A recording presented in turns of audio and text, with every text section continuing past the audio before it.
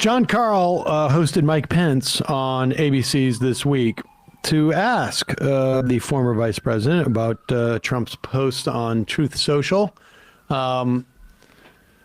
I don't know why they do interviews like this, but I guess I don't know. Sitting facing each other in chairs? No, like why are they in the middle of like a mall? Yeah, right. Honestly, it looks like they're gonna do a beer tasting. Like a beer flight. Yeah.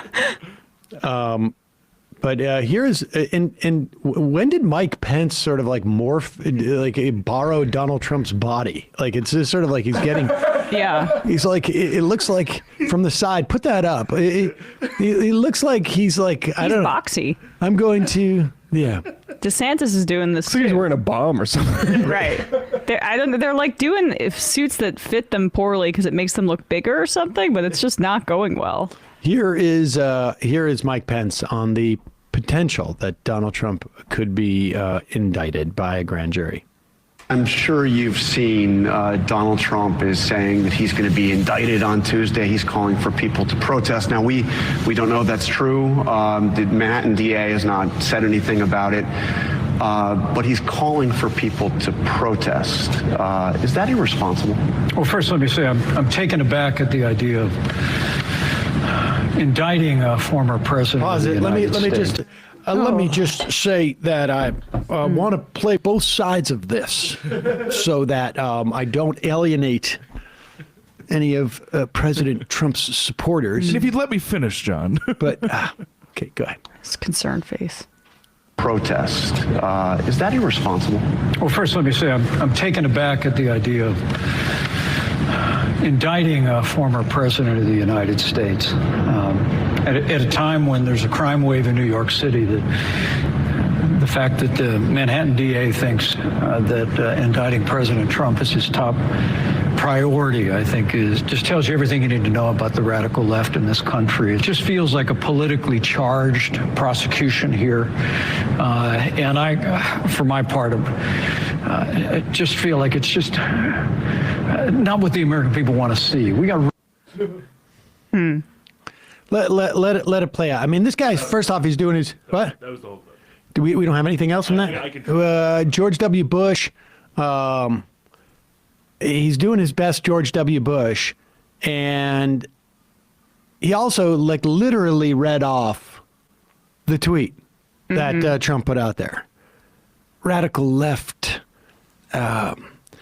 crime wave, and I will say this: in Middle America, they think that there is this massive crime wave in New York. It's crazy. I met like some people on that Nation cruise who were not on the Nation. The cruise has a bunch of people outside the Nation that buys just a certain amount of tickets. And they said, we love New York. We went and visited about 4 or 5 years ago, but we would never go now. Yeah. I'm like, why? No, but I mean, because isn't it dangerous? And I'm like, well, wait, what? What are you talking about? No, it's not dangerous. Yeah. I mean, just to put numbers to it, South Bend, murders per 100,000, 27.4. Indianapolis, per 100,000, 24.3. New York City, 5.5. Wow. And this is so common. When I call home, I talk to my grandma. She's like, "Do you feel safe?" Every single time. She's like, "You walk into work?" Like, yeah, I every single day. You feel safe? Yeah, I feel safe. I'm not. That's what it was like. I mean, that's what people, their attitude was in the 80s, in the 90s, early 90s. And then it changed in the late 90s. And then, after 9/11, people liked New York again. And now it is back to this sort of like myth that there is like some type of intense danger. But it's wild because crime. More or no from that? More of that clip? Yeah. Pop that up. Just want to see where he goes after basically reiterating Trump's tweets, like literally. They can't do anything else, right? Because they have to have it both ways. Yeah, I such trouble with that. Concerned face. Yeah, concerned faced. Really?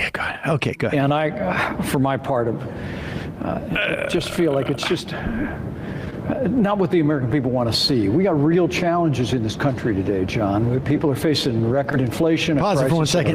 We got real challenges that, you know, the Manhattan DA should be dealing with inflation. Yeah, do you see what they're... And the Manhattan DA should be dealing with, you know, what are we going to do in Ukraine? What are they teaching about Rosa Parks? And what about, you know, what? Yeah, where are we going to... I mean, remember, he's talking about the Manhattan DA.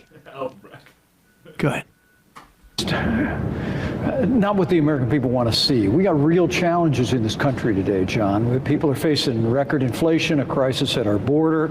We have war in Eastern Europe. The American people are anxious about the future. And here we go again, back into another politically charged prosecution directed at the former president of the United States. And I would just hope for better.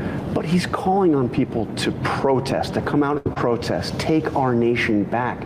We know what happened the last time he said that. What happened? The American people have a constitutional right to peaceably assemble.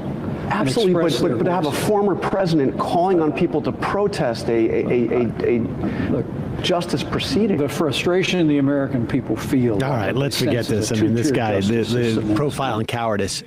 Yeah, what's the follow-up, too?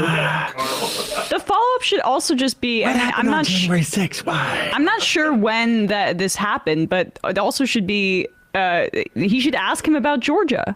Did he ask him about Georgia? No? I don't know. It's a half-hour clip. I don't know, John. I just... It's amazing. It's amazing how cowardly, like, you know, I mean, because look, the bottom line is it's Donald Trump's party. Yeah. The Republicans have their leader, and everybody else is just vying to be it. Here's Ron DeSantis asked about Trump's indictment, and it's the exact same thing. He's reading off of Donald Trump's Truth Social tweets too. From the Florida Standard, we wanted to know what your thoughts are on the rumored Trump indictment, and if you have any role in it. If Can I just say one thing here too that is interesting? You know, he's got the backdrop. Keep it up there. He's got the backdrop to project that he's, you know, he's presidential, right? Like the American flag, the Florida seal, and he's there in front of the podium. And, you know, the problem the guy has is that, honestly, he looks like the spokesperson for the guy who's running for president. Mm-hmm. He does not... He does not fill out the frame. Yeah, he has like henchman vibes. He's an advanced guy. Yeah, exactly. Testing. Just want to make sure. I mean, you actually like think he's going to go like, just checking this mic. Can you guys hear me in the back? Okay. And the person coming out to deliver the press conference will be out in just a moment. All right. Okay. And you can hear me in the back. Okay, good. Here we go. Standard. We wanted to know what your thoughts are on the rumored Trump indictment, and if you have any role in it. If charges are brought on him, will you have any role in extradition to New York? So I've seen rumors swirl. I have not seen any facts yet, and so I don't know what's going to happen. But I do know this: the Manhattan District Attorney is a Soros-funded prosecutor. And so he, like other Soros-funded prosecutors, they weaponize their office to impose a political agenda on society at the expense of the rule of law and public safety. He has downgraded over 50% of the felonies to misdemeanors. He says he doesn't want to even have jail time for the vast, vast majority of crimes. And what we've seen in Manhattan is we've seen the crime rate go up, and we've seen citizens become less safe. And so you're talking about this situation with, and look, I don't know what goes into paying hush money to a porn star to secure silence over some type of alleged affair. I can't speak to that. But what I can speak to I would never is say that if you have a prosecutor who is ignoring crimes happening every single day in his jurisdiction, and he chooses to go back many, many years ago to try to use something about porn star hush money payments, you know, that's an example of pursuing a political agenda and weaponizing the office. And I think that that's fundamentally wrong. Ooh, he tried to slip in a little dig there while parroting everything Trump had already said. Whoa. Yeah, well, I was too busy hanging out with porn stars. You were too busy force-feeding detainees with Ensure, I guess, Ron. So, yeah, you wouldn't know nothing about that, would you? Run to Gitmo. This is going to be a fun campaign between these two. Yeah. The case with Trump, we just don't know. Like, he's not going to. We're not going to see a perp walk. If he does get indicted, which it sounds like he might. I don't think it's going to happen tomorrow, although it could. They could issue it. They could hear the testimony today from Costello, and to refute Michael Cohen's testimony, and then tomorrow they could announce it. We shall see.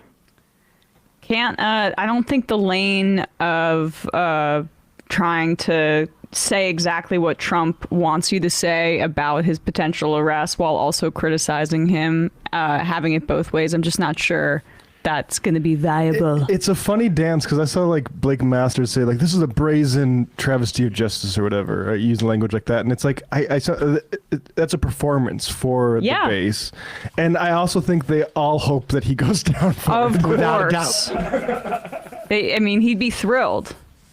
Crocodile tears. That's what I say. You're fake friends, and I can tell. I knew it from the start. Crocodile DeSantis.